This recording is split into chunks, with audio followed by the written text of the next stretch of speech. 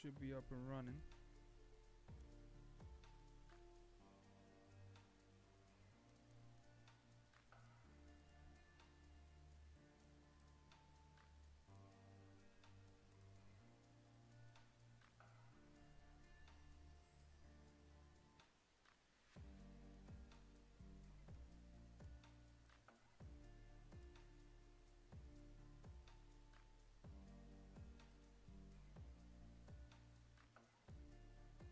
Alright, I think we should be up and running now, folks. This is what happens when you have satellite internet. You don't really get the best, possible. We're having bad winds out there right now, and the satellite dish doesn't like bad winds and clouds, so basically it becomes a whole situation. Let me show things here.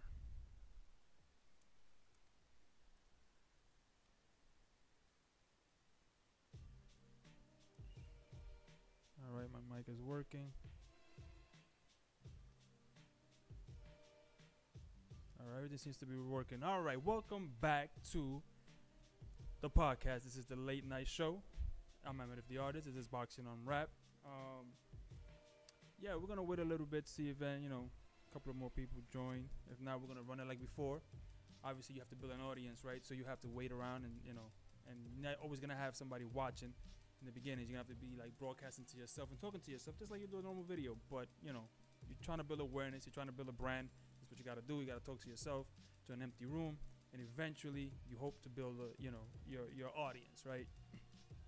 So we're gonna talk about a few things in this live, right? So we're gonna talk about Lamont Roach real quick, and then we're gonna talk about what the WBA said about the Tank Davis situation, also, right? The Lamont Roach, Tank Davis, and then we're gonna touch on the new league that Turki Al-Sheikh and Dana White are going in on, and how that might affect the promotions out there, right? How might that affect other promotions that are starting up, or ones that have already been established, and the sanctioning bodies, right? Like, what about the WBA, WBC, IBF, WBO, IBF, things like that? Like, how do they get impacted, right? So we're gonna get into all of that, but first, again, thank you for coming here, joining us today at 9:30 at night. I'm gonna try to see if I can make this a regular routine.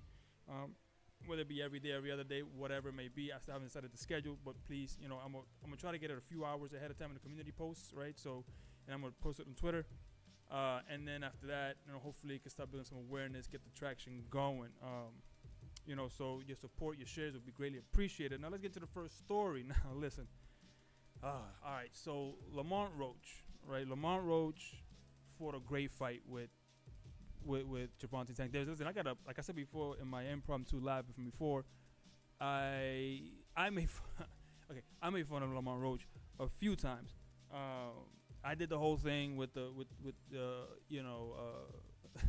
the Roach spray jokes and the he looks scared jokes, and I said it before, and I'm not gonna rehash it all again. Where I just didn't know their past the way I know now, right? I didn't know all about the amateurs and all the sparring, whatever. I didn't know about all of that, right? I didn't know enough.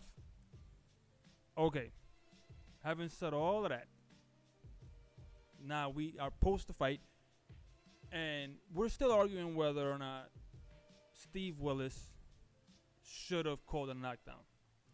Here's my end of it, and we're going to talk about what the attorneys are trying to do. But just to recap for those of you who don't know what's been going on or what's been developing, basically everybody's still arguing that he should have called it a knockdown. Well, he did call it a knockdown. That's the whole point. That's the point I'm trying to make and I'm trying to get across. Steve Willis did call it a knockdown, right? He actually called it a knockdown. How? Well, he went ahead and first of all, when the knee went down, right? When he voluntarily took the knee, Steve Willis sent him to the corner. Sent Lamont Roach to a neutral side corner. Said, hold on, go to the corner. And then started to count. 1, 2. At that point, Tank already had run out the ring, got his face wiped, came back and said, why are you counting? And the referee had a conversation. He told him, hey, don't do that. Looks like you've been knocked down. Yada, yada, yada. Okay, now we know we're there. Okay, cool. The scorecards were so tight that if they would have called that a knockdown, like Steve Willis actually did, Lamont Roach would have won a unanimous decision, right? It would have been a 3-point swing. Didn't get called. So now we know that Lamont Roach got pretty much jobbed and robbed out of a decision, because It's not whether or not Steve Willis called it a knockdown or not. He did. He could have also DQ'd or deducted a point at the time when Coach came up on the apron and wiped his face. Understand that whatever hairstyle, because he says that also that when he got hit, a braid got in his eye, right? And everybody's running with that. Even if that's the truth, whether it be the grease or be the eye or the braid, it doesn't matter. He's responsible for his own situation. Tank Davis says he's responsible for his own hair. He's responsible for his own grease. Whatever he brings to the ring, he's responsible for. And if any of those things cause some discomfort, it's not on Lamont Roach to care, or Steve Willis. If you take a knee because you got a braid in your eye and because you got jabbed and the braid went in there, irritated your eye, you take a knee, that's your timeout, but that's going to cost you a point. End of story. So now Lamont Roach's attorney has sent a letter over to the New York State Athletic Commission and stated that, one, he should be DQ'd because he brought an illegal substance into the ring, right? If he says it's grease, that means that it could have also gotten in Lamont's eyes, basically, what they're trying to say, right? So if it would have gotten in Lamont's eye and then that would have happened, Lamont would have been affected just the same. So on that front, that's not going to happen, right? But I'm arguing why it should. But more bigger than that is that the coach got on the apron. At that point, you could call a DQ on that. Now, the famous fight between Zab Judah and Floyd Mayweather, Uncle Roger ran into the ring. Like, forget it. He went from outside the ring and came inside the ring and was trying to throw blows. And they didn't call that a DQ. They could have, but it was a mega fight. A lot of money involved. They didn't. Some could argue it was the right call, because if they would have DQ'd Floyd at that moment in time, Zab would have got the win on a DQ on a fight that he was losing. So at that point, you go, okay, got it. Here's the thing. So now people are saying, well, more than likely than not, and I see a lot of YouTubers saying this, and I don't understand if the YouTubers understand. So the New York State Athletic Commission is the same commission that overturned the win for Ryan Garcia versus Devin Haney based on the findings that they had on Ostering. Why? Because they didn't disclose, not because he got caught with the drugs in his system. That was not why. They actually suspended him and actually overturned the decision based on the fact that he had not disclosed what he had taken on the form. So that he wasn't reporting that. So that's why they overturned the fight, really. So why? Because he's responsible for what he takes into his system, and he's also responsible. So like, and reporting it. So let's just pretend that they did suspend him and overturn the fight because he had osteo in his system.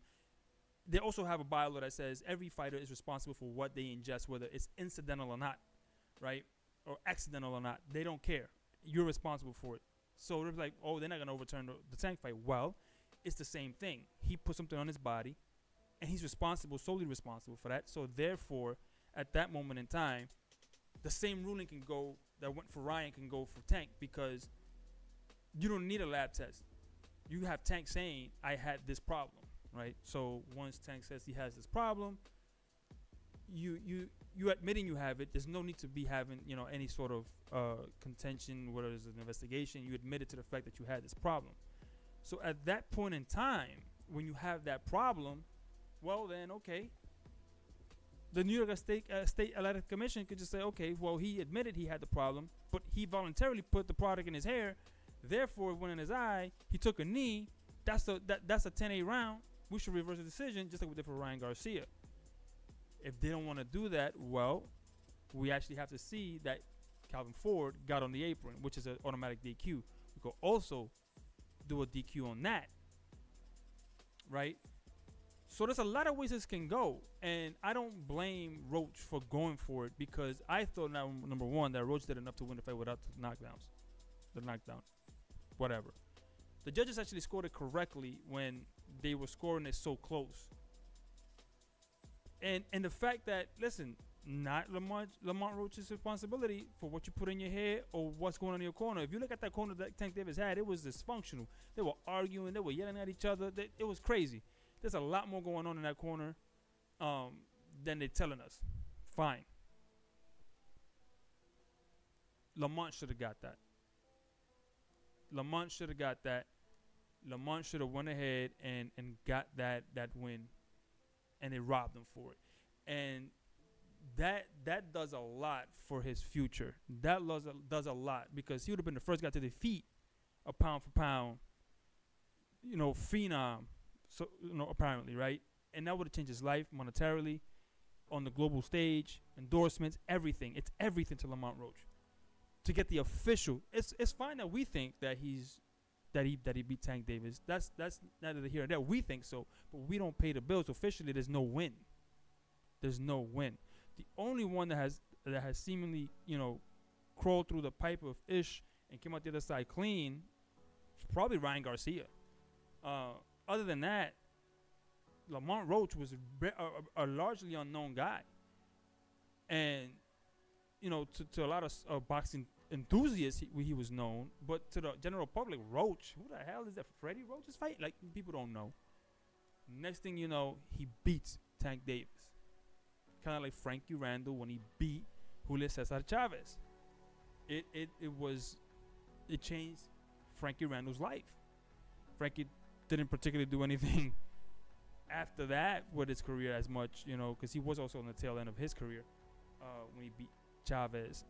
But again, that's not what's going on with Lamont. Lamont is not at the tail end of his career. So they did rob him of that win, and it does make a difference for a fighter like Lamont Roach. So if he wants to try to overturn that, I could understand. But the New York State Athletic Commission has a precedence when they suspended and they overturned Ryan Garcia because they said it was his responsibility to basically report what he took into his system, and every fighter is responsible for what they take, whether it's an accident or not, and that has no bearing. Yeah, he could be found that it was an accident, but still get suspended and the fight overturned. That's not what happened to Ryan. He got suspended and overturned because he didn't report that supplement. So the same thing should happen to Tank, where he was responsible for what he ingested, what he put in his hair rather, and brought it into the ring with him. And if it backfired on him, that is not up to Lamont. That is up to Tank. And if it backfired, that's what it is. And then so that's what that for me. That's clear as day and stateable. Like, okay, we know that now. So, but do I have faith that the New York State Athletic Commission is going to take away the championship from Tank Davis and be that guy, those people? I don't think so. I don't think so. Steve Willis also should be looking at himself a little bit more serious from now on and saying, how did I mess that up? How did I take this fight from this kid? I should have done my job better. I should have called it clear as day in the ring. I should have said slip, no slip. I should have called something. He called nothing. He had plenty of opportunities to call something along the way, and he called nothing. So it'd be interesting to see what the New York State Athletic Commission does end up doing. But if you ask me, there's not much that they're going to do. Let's not hold our breath because the boxing commissions are not known to do the right thing. They're just not known to do the right thing. They're guys that just will, let things be. Like I said, it was one of the time that I saw it live. Azuma Nelson and Jesse James Leija when Leija was a young boy, and he, and Nelson was the champ, the guy, and the legend, and the scores were flubbed. They made a mistake on the scorecards, and the commission corrected it in the locker room, and through the announcership, through in the telecast, they went ahead and fixed it. That's the only time I've ever seen it done in real time. I don't think I've seen it any other time. I was told about another one today. From a source that happened, in recent times, they did get something overturned. But again, that's very rare. So, but let's talk about what the WBA said, right? So we're gonna switch gears a little bit. So WBA, some people assume that the WBA put out an official statement where they said that we agree. Basically, I'm gonna shorthand this. They said that we agree and we find no injustices and there was no knockdown. We stand, beside Steve Willis' decision, to call it a no knockdown, this, that, and the other. Okay, again, wrong. He did call it a knockdown, number one. But what a lot of YouTubers are failing to realize is that this was not this was not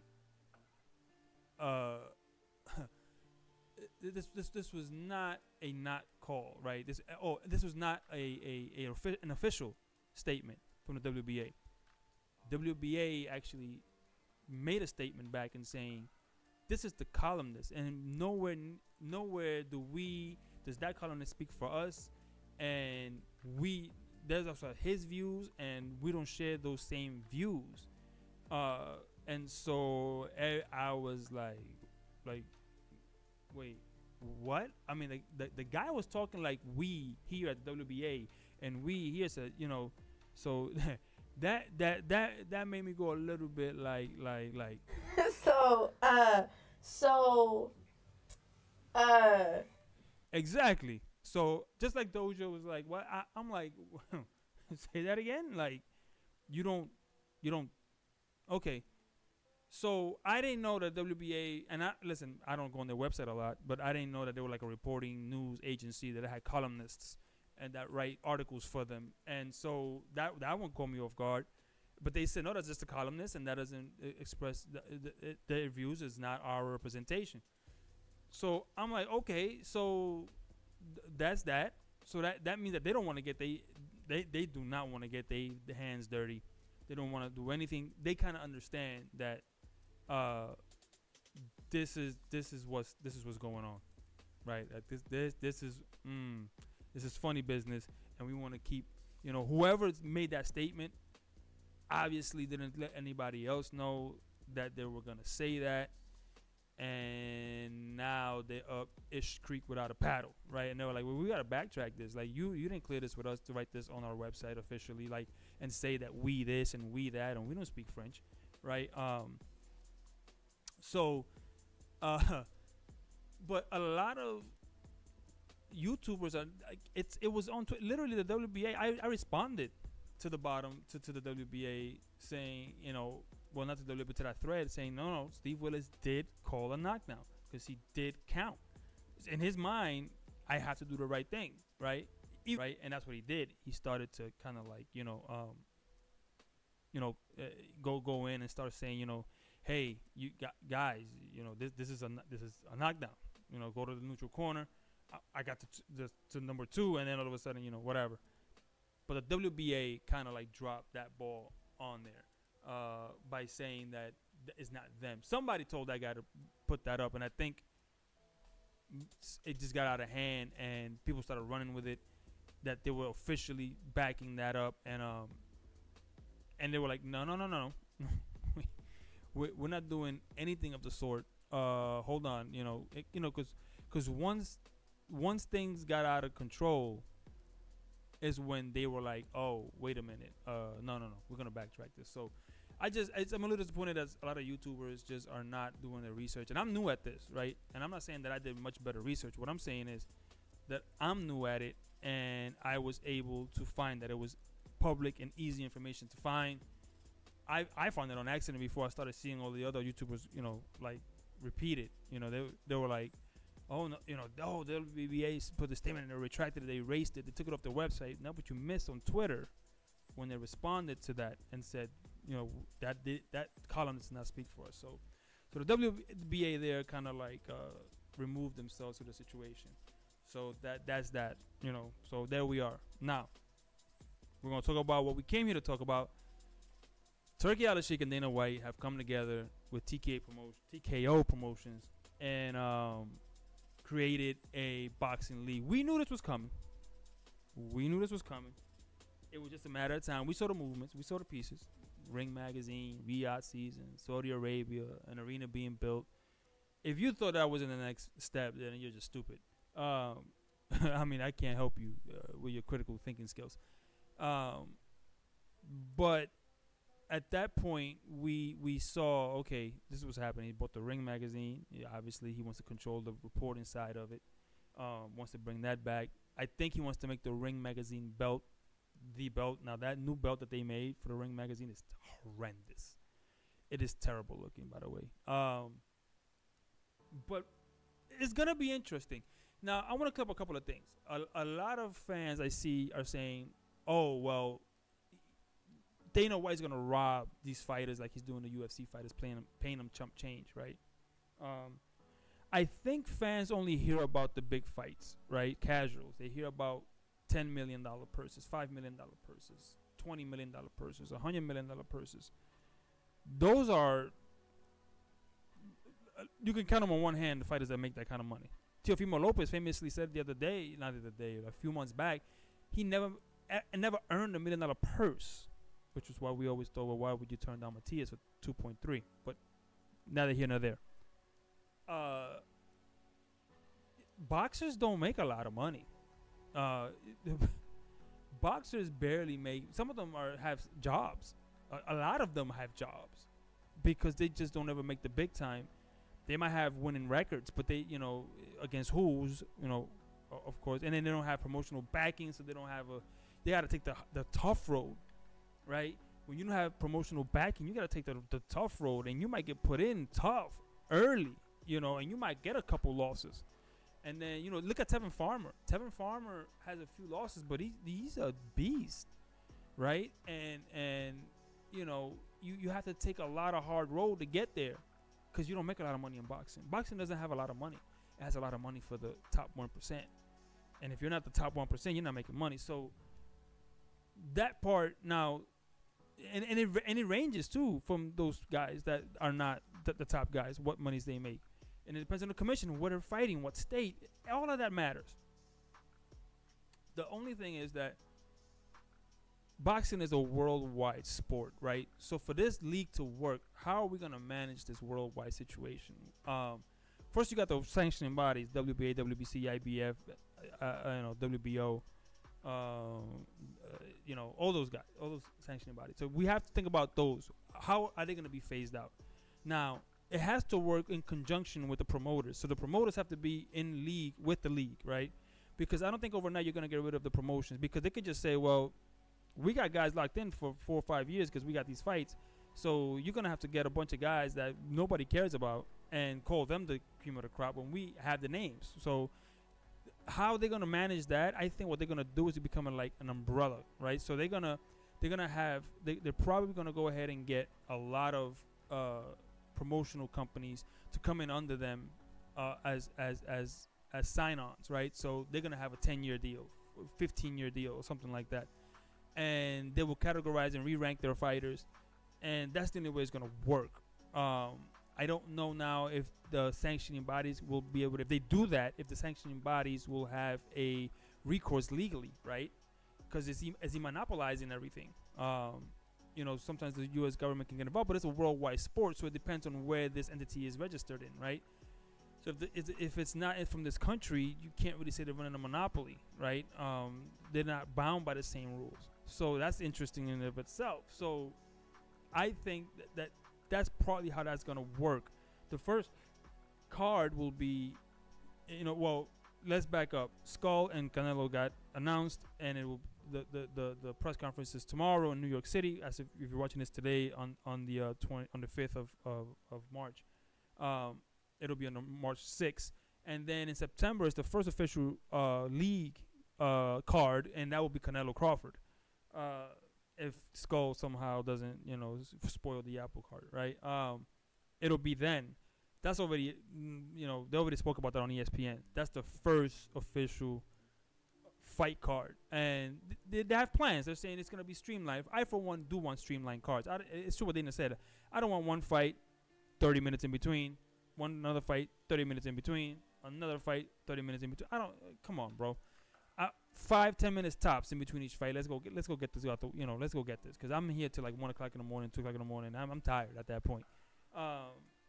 So that'll be nice. But again, what will happen to like new promotions that are coming up that I actually enjoy some of the time, like Pro Box. Pro Box, it's like the Tuesday night fights and Monday night fights and Friday night fights of when I was younger. They're putting on lesser known talent and giving them a platform and trying to build them up. They're not a league per se, but they're an app that's holding, they're having a Pro Box arena that they rent out, and they have a deal with, and they go in there and they have they hold steady cards. And a lot of those guys, what's up, Warlock Boxing? Salute, brother. Thank you for joining. You're actually the official first guy to ever come on the chat. So salute to you guys. I'm over here, gotta do what I gotta do, talking to myself, brother. But we're gonna build this out. But yeah, so the promotional companies like Pro Box, what's gonna happen to them, right? Oh man, hold on 1 second, guys. Hold on.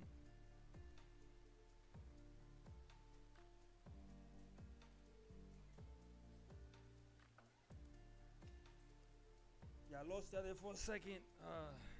It's an old Canon. They're temperamental. This is why this is a very young channel. A lot of old equipment, guys. But yeah, so what's gonna happen to Pro Box? What's gonna happen, to all those, promotions like Golden Boy, and when it does come to the top guys like Canelo, Crawford, Shakur Stevenson, how are they gonna pay them the millions and millions of dollars? How are they gonna negotiate that, right? If you're a league and you have caps, that's what the UFC does. They have caps. That's why a lot of UFC fighters, when they reached that pinnacle and they saw McGregor and Floyd make all that money, they were like, well, I want to go over there and make that money too, because that kind of money is not inside of UFC. The UFC fighters, no matter how big and how popular and how much they feed that machine in the UFC, that machine does not compare to what the top elite make in boxing, right? So you have guys, the top elite in MMA, that should be making 15 million, 20 million a fight. Man, they're barely making $1 million, $1.5 million. I think $5 million, if I'm not wrong, was like the highest paid person. I think they paid it out once or twice. Once you get into the upper echelon of boxing, you get into the millions of dollars. So it'll be interesting to find out how those guys will manage those kind of purses in a league format, right? And how do they justify that, right? Are they point system, because that'll be interesting. Because if you're not gonna pay the top elite guys like Gervonta Tank Davis, Crawford, Canelo, Benavidez, if you're not paying them tens of millions of dollars, per fight, because they've earned it, they've put in the work, they're not gonna sign with you. They're gonna stay outside. So it's gonna be a tough go for them to entice these guys to come in, right? I can see them getting a bunch of young talent like Pro Box is doing, and a bunch of unknown talent that wants to get out there. That's easy. That's not going to be the hard part. Building the roster on a top, from the top 10 to the top 11 down, they're not going to have a problem getting guys. That's not going to be the issue. The issue is going to be top 10 guys, right? From the top 10 to the top guy. How do you entice their promotional company to let them go, and for them to go to this league with the promise of high purses? Because if it's the best fighting the best, that means that you got 5 million here, 5 million on the other side too. So the blue and the red corner both have to make some kind of millions of dollars, right? When you're talking about top elite, right? So it'll be interesting to see what business model they're trying to go with. Like I said, I think the business model they're going to really try to go with is they're going to try to get these promotional companies like Golden Boy, Top Rank, whomever, and put them under the umbrella of the new league with sign-on deals, right? And they're going to have guaranteed money. And I think, and I'm hoping to God, that that it goes to Netflix, because I can't keep shelling out. Even though Turkey Al Sheikh's price is at $25 per pay-per-view, that's crazy. That's manageable. But for me, like a new YouTuber, I'm being selfish, to be honest. I'm being selfish. If it's on Netflix or something like that, that for me would be, and for everybody else, it's casuals, because you know how many homes Netflix reaches.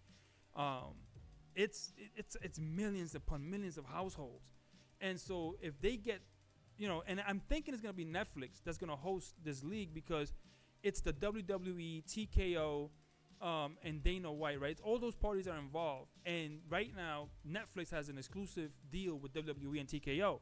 TKO is involved in this league. The rumor is that Canelo and Crawford card is going to be on Netflix. If that's the case, it's going to be Prime might as well just shut down shop.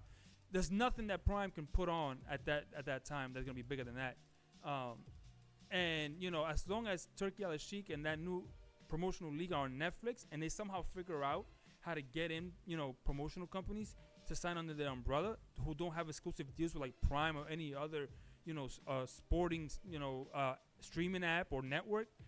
Like right now, Top Rank, where are they gonna go, right? So Top Rank will probably have no choice but to sign up with this new league, right? And once they're in this new league, their fighters are not gonna be in the rankings, and so it'll be on on Netflix, and they'll probably get a fee. That they'll probably like, hey, we're gonna sign with you, so this is our fee for you, and this is how we somehow disseminate the model. I mean, I'm not obviously in that marketing space, but that just makes sense to me. But like I said, I feel kind of bad for Pro Box, which I was starting to enjoy, Because if this league comes out and starts putting on shows and starts, just decimating that space and taking fighters that would normally be in pro box, cards are now going to be, ranked fighters in this new league. Because I'm assuming fighters who don't have a promotional backing are going to be promoted and signed directly to the league. And that's what I think that, it's going to be a lot of moving parts. It's a big undertaking. I think that, Turkey Al-Sheikh and Dana White, as much as people don't like Dana White, I think Dana is the right guy, to be honest. Because people are afraid, oh, he's the one that's going to rob people. No, Dana's not in charge of the financial situation. Dana's there to sort of guide how he built up the UFC. The financial model is going to be different. He's not going to be in charge, I don't think, of the financial model and how he pays out guys. Because Turkey Al-Sheikh, I think, understands the financial side of boxing and what he needs to pay boxers at the top level, and it's not $1.5 million. Like, if you have Crawford versus Canelo, you're not paying him $1.5 million. That's not going to happen. You have Benavidez, versus Bivol. You're not paying them $1.52 million a piece. That's not happening. There's no world that's happening. So I'll be interested to see how that turns out. I'll be interested to see if it is the ring belt they're going to use, or there's some new belt that they're going to come up with. But I'm going to say right now, if they're going to do the ring belt, they got to do a better job. That belt, I stand by that belt. It's disgusting. The old belt that Teofimo Lopez carries around is a beautiful piece of artwork. That what they got there is nasty work. Ugh. But again, it'll be interesting, like I said, if you didn't see this coming, I can't help you with boxing. I can't help you with reasoning skill sets and just looking at what you need to see. But really, I'm welcoming it because we do need one champion in each division. In this alphabet soup situation, fighters avoiding each other, saying what has he done? It doesn't matter what he's done. If he's not number 2 and you're number 1, you're gonna have to fight him. If he's number 1 and you're the champ, you're gonna have to fight him. If you're the 1 and if you're the 1, you fight the 4. If you're the 2, you fight the 3. If you're the 2, you fight the 5. That's just gonna be the system. So that'll be interesting to see. I'm down for it. I just want to make sure that it makes sense and that we don't have more fragmentation, because this could all blow up too. The other side is, what if this makes it worse, right? What if this makes the situation a lot worse, where now the sanctioning bodies say, okay, we're gonna clean up the whole situation. We're gonna get rid of the super, the silver, the Uber driver, the Lyft driver champion, and we're just gonna go ahead and streamline it like it used to be, and we're gonna clean up our rankings and this, that, and the other. It might be that was the way that it works out. Now you're gonna have a promotional company like the UFC on Netflix, and then you're gonna have promotional companies who have not yet signed on with that league still going on outside. So you're gonna have that league and a champion in that league, and you're gonna have 4 champions in this outside of the league. It could be a mess. It could be a mess. So I'm hoping that it goes on without a hitch. And they got a 5-year plan, they said. So I'm hoping that 5-year plan, comes to fruition. I don't wish them the worst. I wish them the best. I don't understand when YouTubers come on and they pick sides, and they start, saying, making fun of this promotion and that streaming service, and they pick a fighter and they ride with that fighter, and that's how they base the whole YouTube channel around. Just base your YouTube channel around boxing. It's really what you're supposed to be doing, and anything that makes sense. You can criticize things, but criticizing things for the sake of just because you're picking a fighter, you're picking a boxer, and you're running a YouTube channel based on your feelings to one fighter, one promotional company, one streaming app, that's crazy. That I don't even understand that train of thought. Like, why would you do that? What has this fighter, promotional company, or streaming service ever done for you specifically that you are ride or die, you hardcore for this situation, for this person, for this streaming service? Like, I don't get it. Like, if Turkey Al-Sheikh wants a league, let's support it. Let's see what it's about. They're trashing his pay-per-views. Are they the best? Production-wise, no. Fight-wise, they have been the best. They have been the best so far that we've gotten in the last 10 years. That you can't argue that. the price has been the best we've gotten in the last 30 years. I don't care. I will argue that to the day I die. Like, show me a better card that he has put on that's been cheaper or same price. You can't. It doesn't happen. So to criticize and saying, oh, it's in Saudi Arabia, there's oil money, there's this, that, and the other, racial slurs. I don't understand that kind of thought. Let's support Riyadh season. Let's support Top Rank. Let's support ESPN. Let's support Pro Box. I mean, I watch Pro Box. Let's support all of that stuff and grow the sport. And if this is the future, and if Turki Al-Sheikh and Dana White and TKO and Netflix have a plan to kind of streamline the situation and get boxing to where it needs to be, why would we go against that? Why would we be so tribal and so like, I'm only a Devin Haney channel. I'm only a Tank Davis channel. I'm only this channel. Like that shit makes no absolute sense whatsoever. Just be about boxing. If you don't like it, just don't watch the product, right? Like, you don't like it, don't watch the product. If you like it, and then say why you didn't like it, right? Have an actual valid observation and say, this is why I didn't like it, and this is why, it's not, this is why I think it won't work, but I'm gonna give it a chance. But this is, I think, what the hurdles might be. So I say let's all jump on board. Let's all help this new league, try to succeed. Let's see what it's about before we call it dead on arrival. Listen, if you throw enough money at something, it'll work. It'll work. Like, if you throw enough money at something, now you're not gonna get no returns for a very long time, but it'll work. Like, I worked on cars for a long time, right? Like, I could build any car. I could put any engine in any car and make it work if you throw enough money at it, right? If you throw enough money at something, you can make it work. I could put a Volvo engine in a Porsche, no problem, and I can make the speedometer work, and but you have to throw enough money at it, right? Now, the average Joe can't make that happen because it just, they don't have the money and the resources. If you have enough money, you can make that happen. You can make anything happen, right?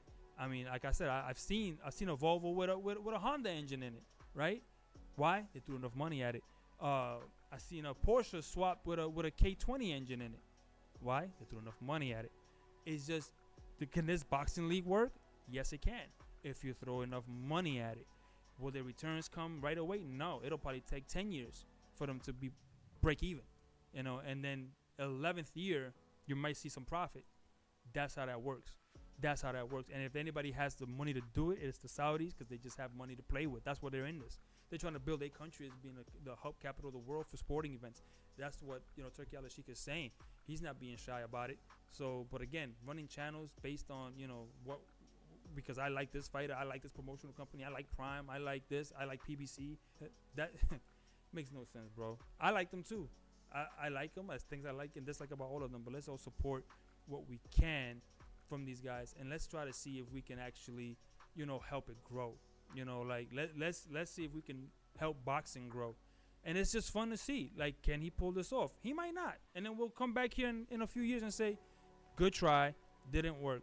But I think they have enough smart people in his team that if it's not working, that they can pivot, that they can go ahead and kind of change out and do what they got to do to make it work. I think they're going to be smart about it. I think that they're going to, when I heard that he was going to do like the Times Square thing, the Alcatraz thing, the Egypt thing, the Street Fighter 2 thing, right? Like the whole Street Fighter fighting in Dalsam's, hometown or something, E Honda's, like, bathhouse or something. I'm like, what the fuck? What are we talking about? But now I see the play. Oh, he's not saying that this is what he wants to do the whole time. What he's doing is, I'm putting fights in weird places to bring awareness. So people be like, what? There's a boxing fight where? And then that maybe sticks in their mind, right? And it's like branding. Like, oh, it's like advertising.